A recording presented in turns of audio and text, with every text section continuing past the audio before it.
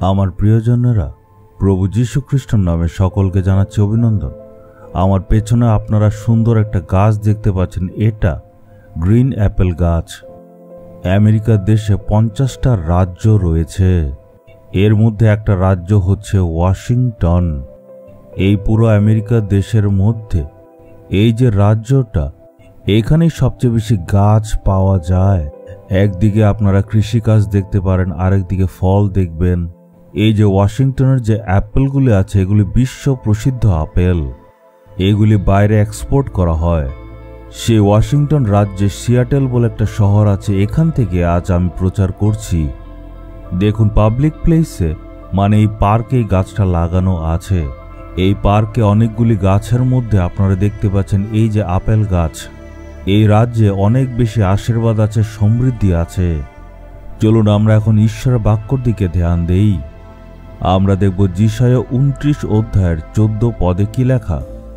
আমি আরেকবার পরপর আশ্চর্য কর্ম করে এদের চমৎকৃত করব। ঈশ্বর বলছেন আশ্চর্য কাজ আমি করব। ঈশ্বর বলছেন ওরা চমৎকৃত হবে, সাধারণ না। সাধারণভাবে লোকেরা বলে এটা হয়ে গেছে, কিন্তু ঈশ্বর বলছেন আমি আশ্চর্য কাজ করব, যেটা দেখে ওরা চমৎকৃত হবে। এমন ধরনের আশ্চর্য কাজ করবে বলে ঈশ্বর প্রতিজ্ঞা করছেন। আজ হয়তো আপনার পরিস্থিতি ভালো নয়। আপনার পরিবর্তন হবে যখন আশ্চর্য কাজ হবে। আপনি হয়তো মনে মনে বলছেন যদি আমার জীবনে একটা আশ্চর্য কাজ হয় তখনই আমার জীবনে পরিবর্তন আসবে। আপনার জীবন নিশ্চয় উনি করবেন। আমি আমার সেবা কাজের এত বছরের জীবনে এইভাবে অনেক আশ্চর্য আর অলৌকিক কাজ দেখেছি যেগুলি আমার সামনে হয়েছে। এমনও মানুষ আছে জন্মের থেকে অন্ধ, তার কোনো চিকিৎসা হচ্ছে না। ডাক্তাররা হাত তুলে দিয়েছিল, বলল যে এই ব্যক্তিটা জন্মর থেকে অন্ধ, তাই আমরা কোনো চিকিৎসা করতে পারবো না। এমন আমার সেবা কাজের জীবনে দেখেছিলাম জন্মর থেকে মেয়েটি অন্ধ। এমন একটি মেয়ে আমাদের সভাতে এসেছিল, তার জীবনে ঈশ্বর আশ্চর্য কাজ করলেন। এমনভাবে শুধু একজন না, দুইজনের জীবনে ঈশ্বর দৃষ্টি দান করেছেন। একজন মেয়ে যে জন্ম থেকে অন্ধ ছিল, সে পড়াশোনা করত, ভালো ছাত্রী ছিল, যেখানে অন্ধদেরকে পড়াশোনা করানো হয় সেখানে পড়াশোনা করে ডিগ্রিও পেয়েছে, কিন্তু সে হাতে লাঠি নিয়ে চলতো। একবার সে আমাদের সভাতে এসছে আর মনের মধ্যে বিশ্বাস নিয়ে প্রার্থনা করে বলেছে, হে প্রভু, আপনি আমাকে দৃষ্টি দান করুন। ঈশ্বর তার প্রার্থনা শুনলেন।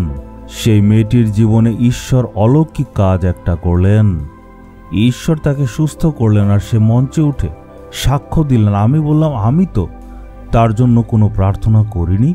ঈশ্বর তার বিশ্বাসকে সম্মানিত করেছেন। সেখানে সবাই দেখে আশ্চর্য হলো, ঈশ্বরের প্রশংসা করল। এমন ধরনের আশ্চর্য কাজ আমি আমার জীবনে অনেকবার দেখেছি। একইভাবে আপনার জীবনেও ঈশ্বর অলৌকিক কাজ আজকে করবেন। আপনার জীবনে ঈশ্বর আশ্চর্য কাজ করতে যাচ্ছেন।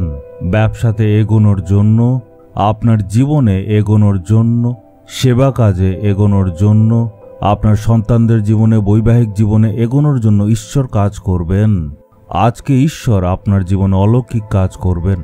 এই জিনিসটাকে আপনি সম্পূর্ণ বিশ্বাস করেন?